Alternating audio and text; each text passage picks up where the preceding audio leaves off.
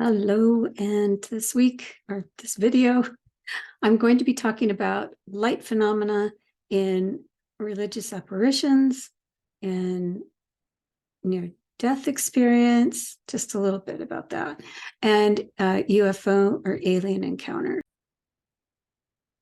Okay, I'm back, and this is from the chapter I wrote, just a part of the chapter I wrote. And this has specifically to do with the phenomena of light.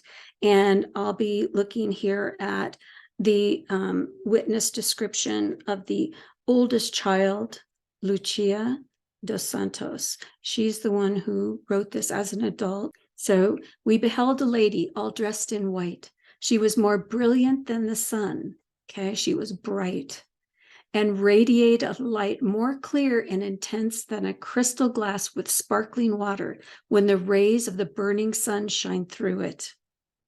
We stopped astounded before the apparition. We were so close, just a few feet from her, that we were bathed in the light which surrounded her, or rather, which radiated from her. Okay, this is similar to my participants, not all of them, but with some of them. So in my participants, now I've read through the full description of the apparition, and I'm just taking the excerpts out about the light here. If you want to hear the whole description, then you want to go to my series of Miracles Kept Secret in part 4 and part 5.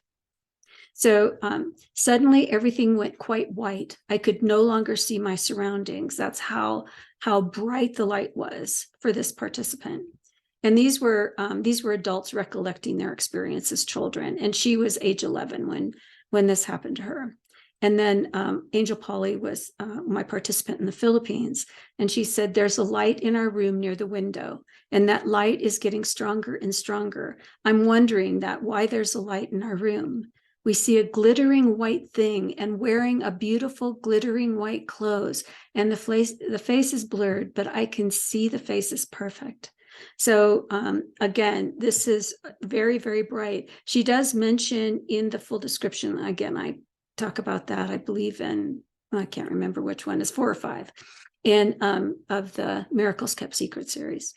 But she talks about how it was, this bright light was happening and it scared her and her sister. Now she was 4 years old when this happened and her sister was 3. And they covered their faces with a pillow and thinking that maybe when, they do this and then if they take it away, the light will be gone, but it wasn't. It was very interesting. And then the next one, Mama Chen was 6 years old. I noticed what appeared to be a light glowing.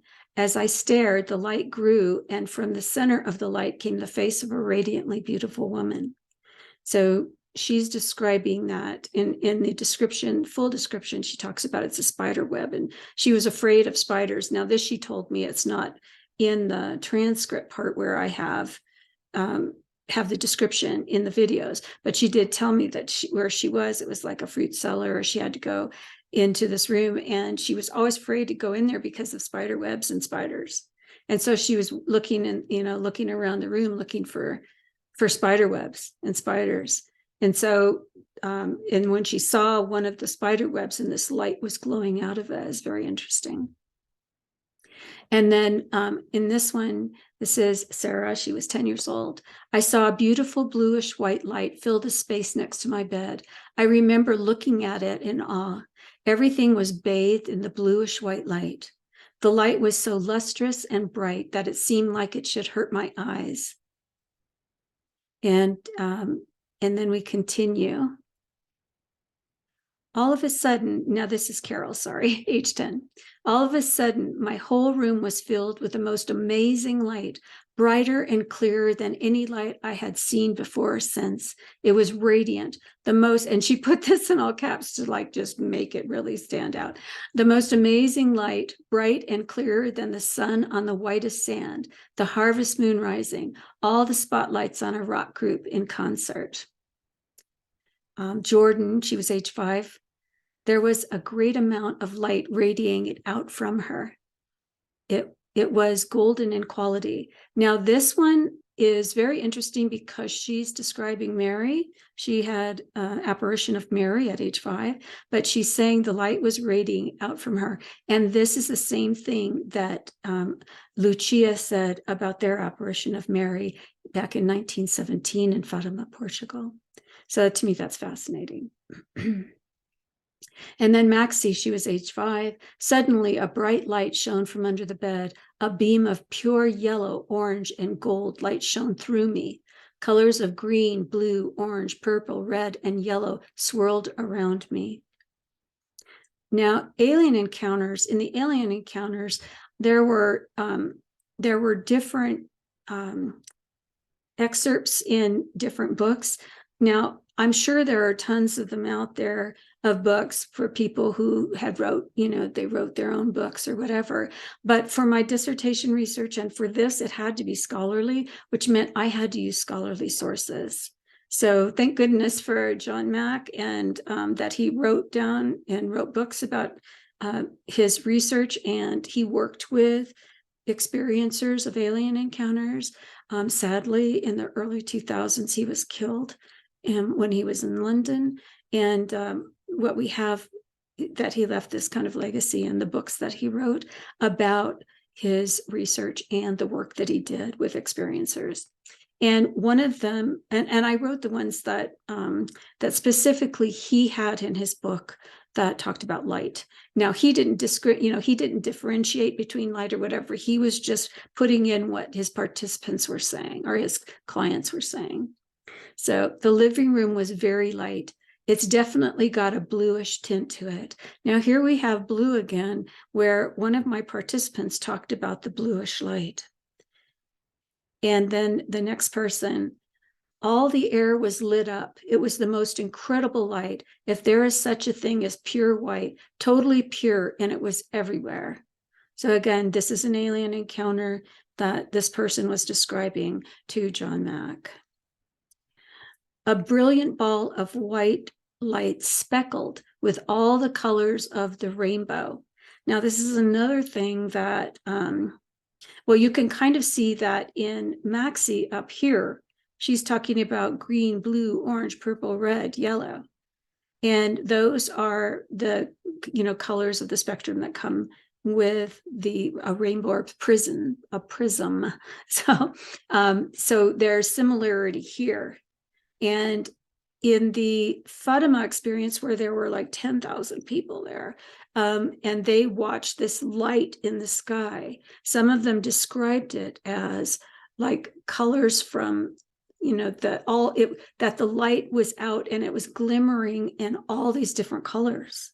So here you have that same color variety, which would be like having that almost like the Irene, the prism. I've got too many things on my head here because I want to say so much, but that would be like the colors from the prism. But one thing I have noticed, that when light rays are coming through, say like through your window, or you can see light rays coming through a tree, we can't see it with our naked eye, but the lens of a camera can. And it's that same kind of shimmering colors in the light. And that's what these people saw with the naked eye. The ones that were in Fatima and saw the sun spinning, the light happening in the sky. So that is something that is reiterated, alien encounter. It's reiterated in the apparition experience.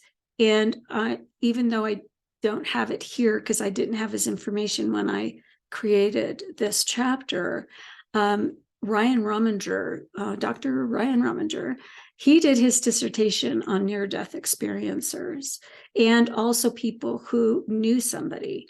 But what he did, which I found fascinating, because as in my other videos, I had mentioned about one person taking so long because she was trying to find the right paint, the paint that would provide the quality she was looking for, that would illustrate the quality of the light she saw. And what she went for was a pearlescent paint. And another participant, particularly the one who saw the bluish light, bluish, she did a painting, and in hers, she had sparkle paint in there. And it was like shiny and sparkly. So again, we're seeing kind of this sparkly quality. Now, in Dr. Rominger's dissertation work and the participants that he did, he had participants in his research who he had like a group who were interested in near-death experiences and a group who had actually experienced a near-death experience. So he also incorporated art, like I did in mine. He incorporated art into his research and had them do art pieces. And they were, what he noticed, and he was talking to me he doesn't have this in his dissertation, but talking to me, at school, he was telling me how his participants, it was amazing to see that all of the ones that had had a near-death experience were going through the art supplies, trying to find the ones that had some kind of glittery, sparkly, or pearlescent quality to it, that's what they were looking for. And he did say that when he interviewed his participants, that they talked about light beings or light emanating from beings that they saw when they were experiencing near death. So that that quality of light is, experienced between alien encounters, near-death experiences, and in apparitional encounters. Now, there is a faction of folks that in ufology that believe that apparitions, like religious apparitions particularly, are actually alien encounters. In fact, I was invited into an alien encounter group because I had a religious apparition, is actually what spurred me on to do my doctoral research. But I had kept it a secret. I didn't tell anybody. I did write about it in the preface of my doctoral dissertation, but I really didn't talk to anybody about it. But because of that, he felt I had an alien encounter, so I was invited into this group of experiencers. And it was very interesting. But that's how much they believe that that apparitions, religious apparitions particularly, are alien encounters. So, but yet it's like I have to wonder what it is. Is it something in the brain? Because they did research about, the area of the brain that experiences God or spirituality. And there's also light experience in what's called Kundalini awakening or Kundalini experiences. And there is one account that I know of that when he experienced it, he also saw light phenomena. And this may be common in other people who have had a Kundalini experience, but I don't know, because I had my hands full doing the research when I had to dive into the UFO stuff, which I wasn't really crazy about doing at the time because I was just wiped out. But once I got into it, OMG, I was just completely obsessed. It took me 5 months to just say, stop doing this. You've got to write this chapter, because I was just delving into all of this research. And all of these scholarly pieces that are really hard to find. There may be, like I said, in the more popular books, but I was relegated at the time to be able to only use scholarly research. So that's what I'm sharing with you today. I hope you found this interesting. If any of you have had an experience or, you've heard of something like this, please share in the comments below. And if you like this video, please like it. And if you're interested and have not subscribed, please subscribe. That would be awesome. And then you can know about future videos that I'm doing.